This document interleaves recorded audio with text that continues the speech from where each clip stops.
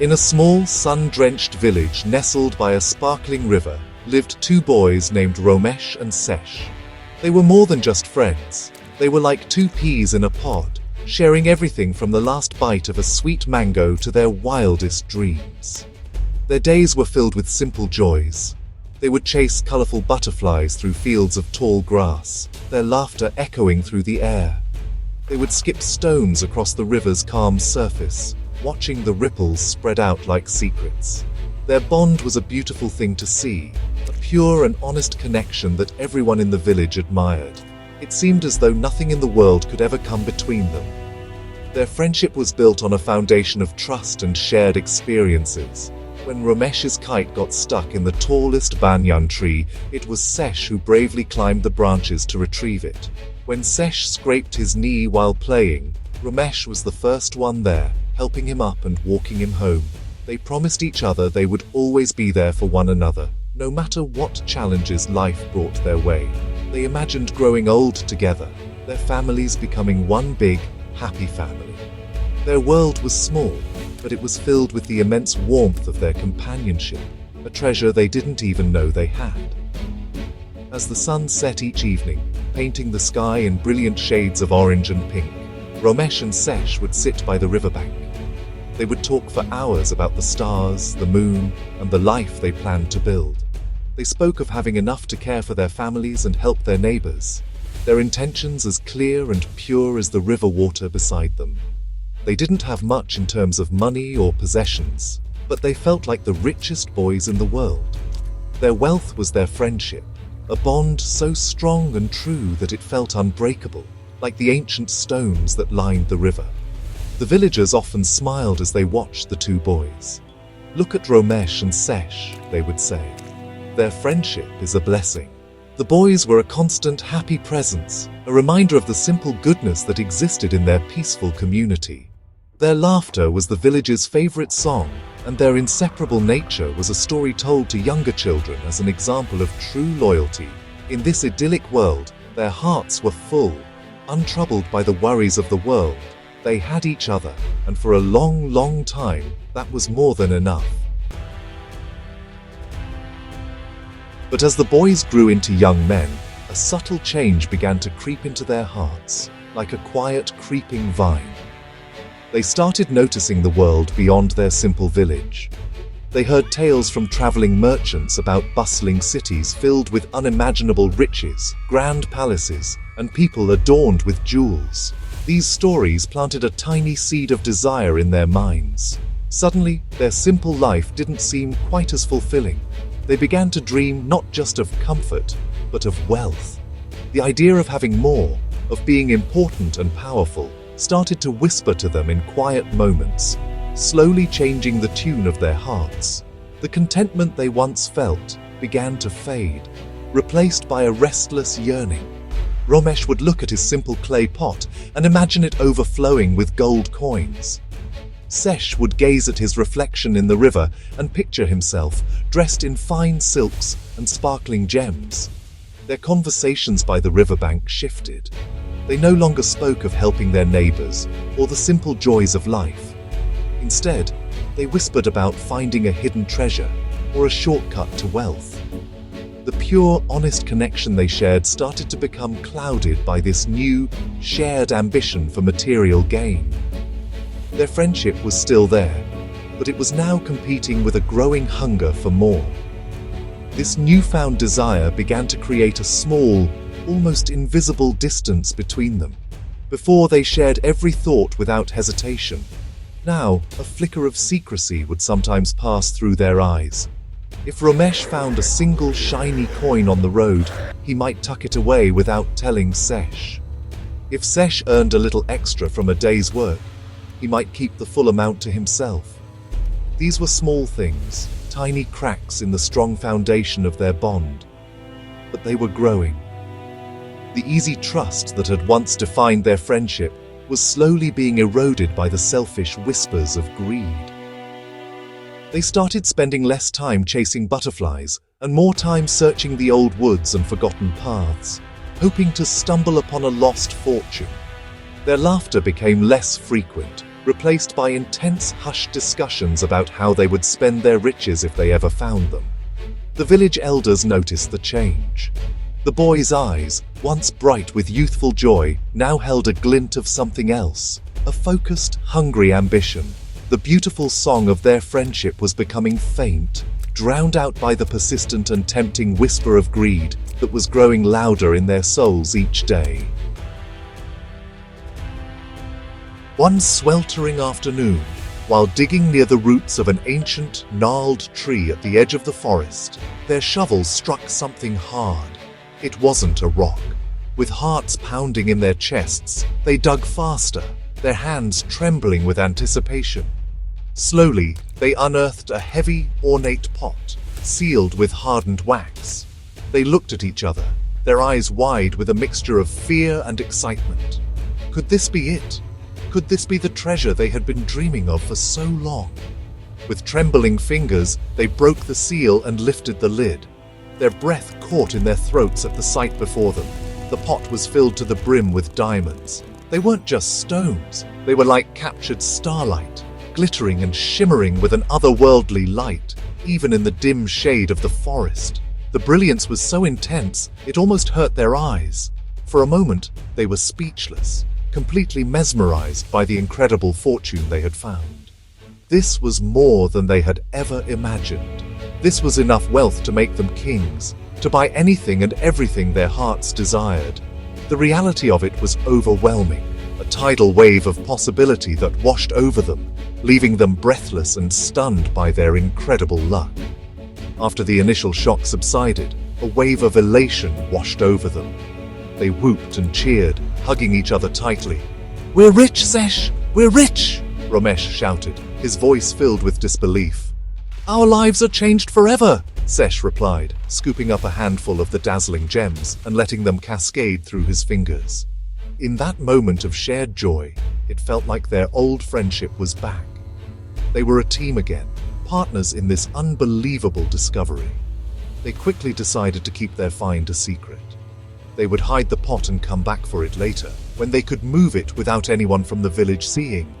But as they re-hid the pot, carefully covering it with dirt and leaves, the first threads of a new, darker plan began to form in their minds, separately and silently. They agreed to meet at the same spot the next day to divide their fortune. As they walked back to the village, an unusual silence fell between them. They walked side by side, but their minds were miles apart, each one consumed by the glittering image of the diamonds. The treasure was no longer just a shared dream, it was a tangible reality. And the question of how to divide it, or if it should be divided at all, began to loom over them like a dark storm cloud. That night, neither Romesh nor Sesh could sleep. The diamonds danced in their minds, their sparkle eclipsing every thought of friendship and loyalty. Lying in the darkness, Romesh thought, "There are so many diamonds. Why should I share them? If I had them all, I would be the richest man in the entire country. Sesh is my friend, but a fortune like this comes only once in a lifetime." A cold, selfish plan started to take shape in his heart. He decided he would bring some poisoned sweets with him the next day.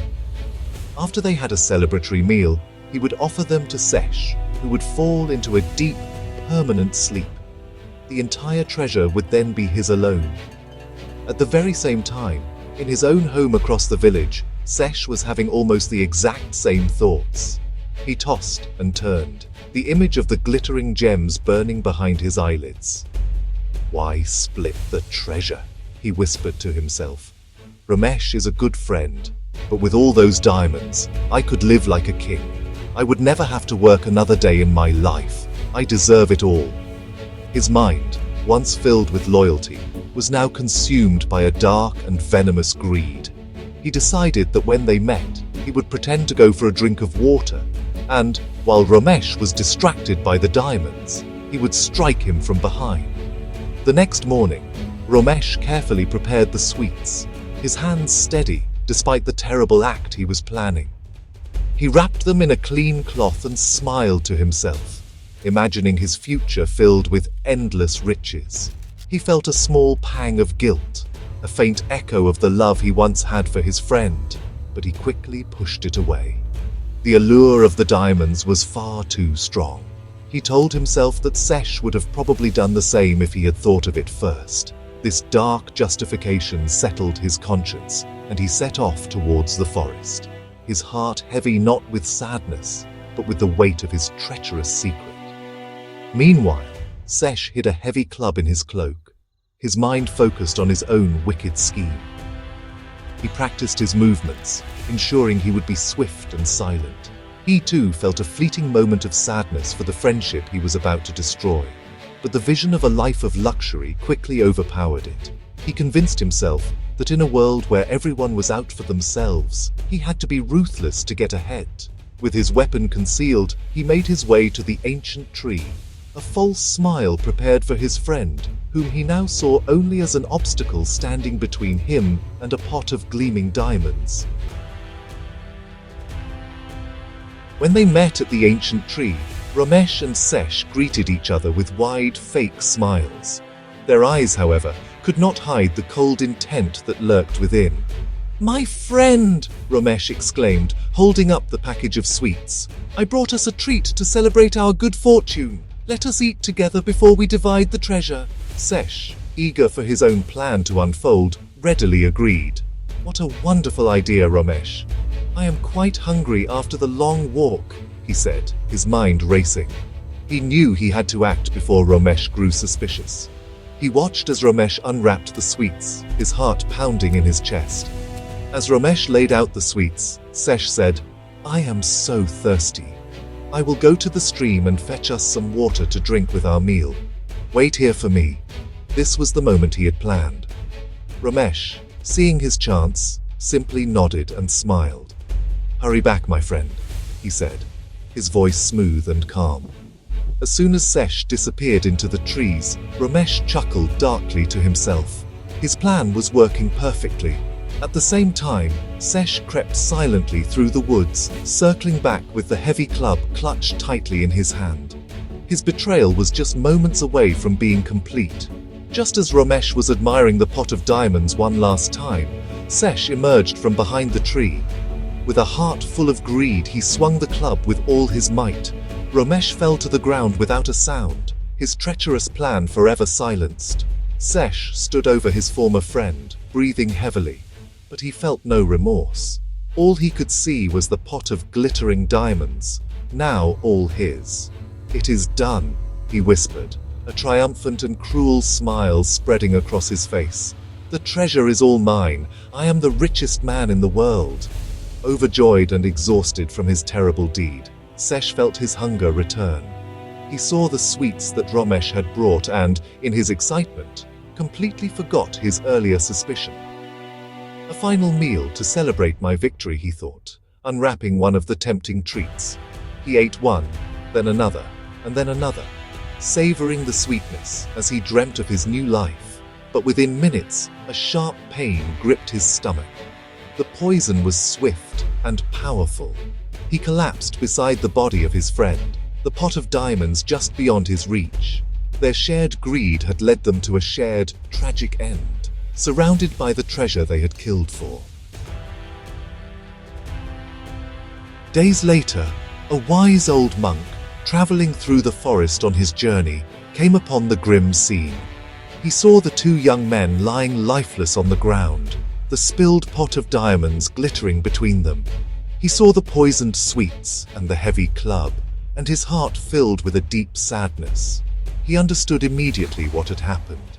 He knelt and closed his eyes, saying a quiet prayer for the two lost souls who had been consumed by their own avarice.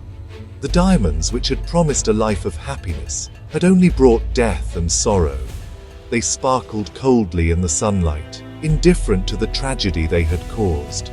The monk gathered the diamonds, not for himself, but to build a well for the village and a shelter for travelers. He knew the treasure, when used for good, could bring life, but when hoarded by greed, it only brought destruction. As he worked, he would often share the story of Ramesh and Sesh with anyone who would listen, especially the young. "This treasure," he would say, pointing to the new well, was born from a great sadness. It came from two friends who forgot the value of each other. They had a treasure far greater than diamonds in their friendship, but they traded it for shiny stones and lost everything. His words served as a powerful reminder to everyone in the village.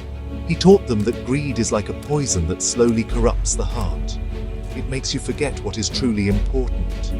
A full pocket can never heal an empty heart, the monk would wisely explain. The love of a friend, the warmth of a kind word, the joy of sharing, these are the real treasures of life. They do not glitter like diamonds, but they shine much brighter within your soul. The children would listen, their eyes wide, learning a lesson that would stay with them for the rest of their lives. And so, the story of Romesh and Sesh became a legend, a cautionary tale passed down through generations. It serves as a timeless lesson for all of us. Greed can build a wall between the closest of friends, a wall so high that it blocks out all light and love. True wealth is not found in a pot of gold or a handful of diamonds. It is found in the kindness we show to others, the honesty in our hearts, and the unwavering loyalty of a true friend. These are the treasures that can never be stolen and will last for an eternity.